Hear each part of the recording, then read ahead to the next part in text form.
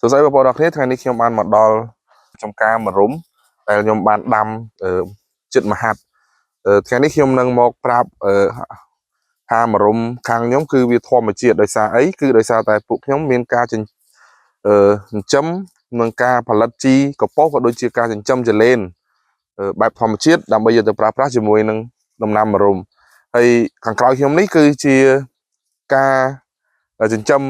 ចលែនរបស់ពួកខ្ញុំប៉ុន្តែនេះវាទូចឯពួកយើងនៅមានការថានៅមួយខាងទៀតធំសម្រាប់យើងអាចចលែនដើម្បីទៅប្រើប្រាស់ជាមួយនឹងកូនមរុំអញ្ចឹងការចិញ្ចឹមចលែននេះគឺនៅស្រុកខ្មែរយើងខ្ញុំសង្កេតឃើញថានៅមានតិចមែនតើអញ្ចឹងខ្ញុំចង់ណែនាំនឹងលើកទឹកចិត្តបងប្អូនអរគ្នាកសិករអរគ្នាឲ្យងាកមកប្រើប្រាស់ជាមួយនឹងជីធម្មជាតិដូចជាការផលិតជីកប៉ុស្តិ៍ការចិញ្ចឹមចលែនអាចគោក៏ដូចជាអាចមាន់ធម្មជាតិអញ្ចឹងទៅដោយសារតែឥឡូវយើងមើលឃើញថាដំណាំជាទូទៅគឺសុទ្ធតែប្រើជាមួយនឹងគីមីអញ្ចឹងខ្ញុំនឹងបង្ហាញបងប្អូនអរគ្នាអំពីចលែនក៏ដូចជាតើវាស៊ីជាមួយអីខ្លះ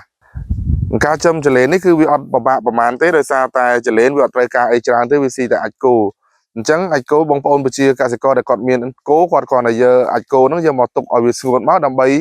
ផ្លាស់ប្ដូរជាមួយនឹងចលែនហើយចលែននេះក្នុងមួយអាទិត្យយើងអាចប្រមូលបានម្ដងបើតិចបើសិនជាក្នុងមួយកធុនយើងដាក់ចលែនច្រើនយើងអាចប្រមូលបាន2ដងបើសិនជាច្រើនអញ្ចឹងបើសិនជាយើងពេលដែលយើងកើបអាចគោចេញយើងត្រូវដាក់អាចគោចូលវិញដើម្បីឲ្យចលែនស៊ីហើយអាចគោហ្នឹងគឺយើងទុកឲ្យស្ងួតដូចខ្ញុំបាននិយាយខាងលើអញ្ចឹងហើយចលែន